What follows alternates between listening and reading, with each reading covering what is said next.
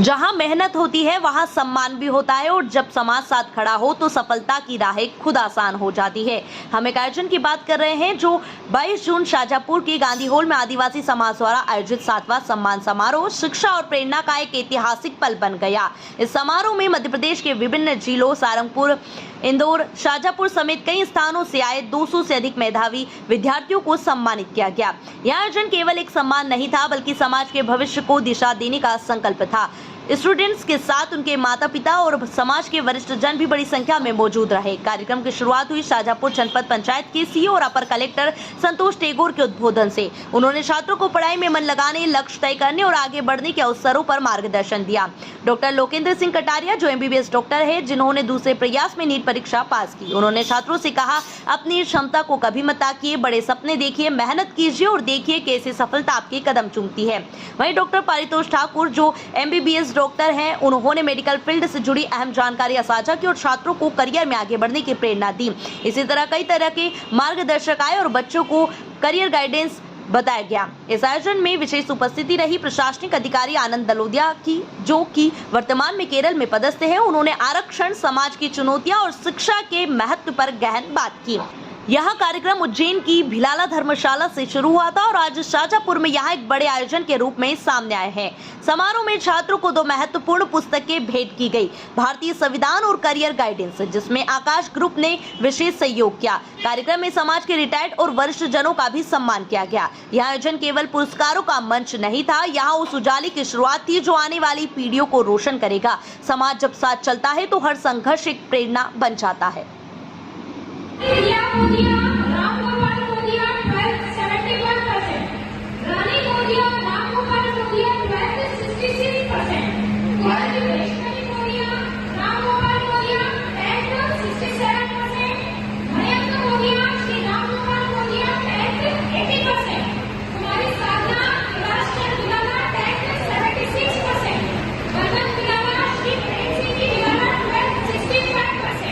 Ayurveda course करेंगे तो आयुर्वेद के भी काफ़ी सारे गवर्नमेंट कॉलेजेस हैं, उनकी में होम्योपैथी के लिए तो वेटनरी करोगे आप, आगे जाकर आप एग्रीकल्चर फील्ड में भी जा सकते हैं।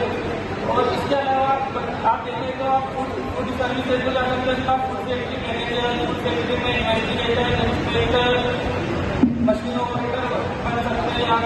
इसके अलावा BMSc का कोर्स होता है, इसमें आप टेक्नीशियन बन सकते हैं। इसके अलावा फिजियोथेरेपी का कोर्स होता है, इसका आप फिजियोथेरेपी कर सकते हैं। आगे जाके आप देखते हैं क्रिकेट टीम, फुटबॉल टीम के साथ जो डॉक्टर होते हैं वो फिजियोथेरेपिस्ट भी होते हैं। और इसके अलावा देखा जाए तो इसमें और भी ऑप्शन हो जाएंगे। आप अच्छे मार्क्स प्राप्त किए, जिन्होंने 12वीं में अच्छे मार्क्स किए हैं, और साथ में समाज के ऐसे सभी साथी जो सिलेक्शन होकर यहाँ मंच पर उपस्थित थे, मैं उन सभी को बहुत बहुत शुभकामनाएं और साधुवाद दूंगा।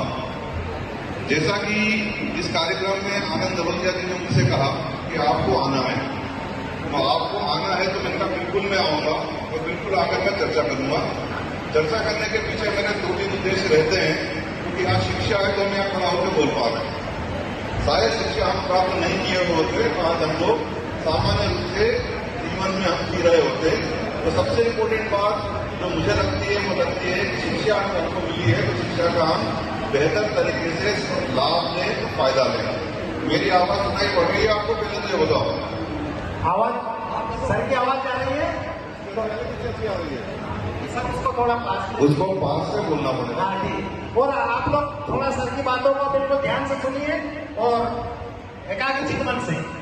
तो होता है कि हमारी दिनचर्या हम कैसे बनाते हैं, हमारी दिनचर्या ही हमारी सफलता के लिए सबसे इम्पोर्टेंट है। दिनचर्या से मेरा आशय ये है कि सुबह आप उठते कितनी बजे हो, रात को सोते कितनी बजे हो।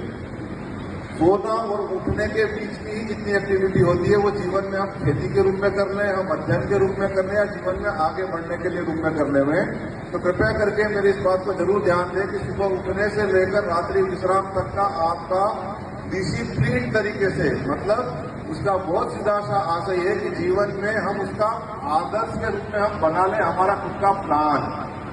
खुद के प्लान से ही खुद की विधि होती है। जैसे अभी हमारा खरीफ का सीजन आएगा तो सोयाबीन बोने के पहले हम सोयाबीन की पूरी तैयारी कर लेते हैं। कि खेत किस तरीके से तैयार किया जाए, खाद फुर्सा डालेंगे, कब डालेंगे, कितने दिनों बाद निंदाई लगेगी, तो कितने दिनों के बाद यह तैयार होकर बाहर आएगा। वैसे ही हमारा और आपका जीवन है।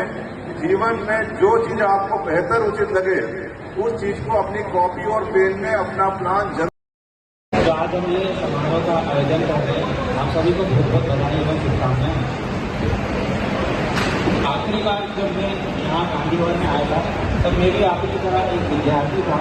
तब कक्षा 12वीं में अच्छा परफॉर्मेंस करने के लिए मुझे भी इसी तरह पुरस्कृत किया गया था। तब एक विद्यार्थी के रूप में और आज एक वक्ता के रूप में और हम जैसे कि एक ऐसे मोटिवेटर और एक आइडल के रूप में यहाँ पर मौजूद हूँ। काफ़ी गर्व की बात है मेरे लिए। आप सभी का बहुत बहुत धन्यवाद। देखा जाए तो नीट निकालने से लेके तो पूरे MBBS करने में काफ़ी अप्स एंड डाउन्स आए, पर सच बताऊँ तो नीट निकालना एक मेरे टास्क करने के लिए मेरे लिए 5.5 साल MBBS में सर्वाइव करना एक बहुत मेजर टास्क रहा। जैसे ही हम MBBS के फर्स्ट ईयर में एंटर करते मोटी मोटी किताबों का सामना हो जाता है, एकदम से पूरा माहौल हेक्टिक रहता है, हर तरफ से प्रोफेसर परेशान करते रहते हैं, सीनियर्स परेशान करते हैं, बात बात पे एग्जाम्स आ जाती है, वही एग्जाम फिर महीने भर तक चलती है, थ्योरी आ जाती है। JTV न्यूज से जुड़े रहने के लिए हमारी खबरों को लाइक और शेयर करें, हमारे चैनल को सब्सक्राइब करें और अपडेट रहे हर छोटी बड़ी खबरों से।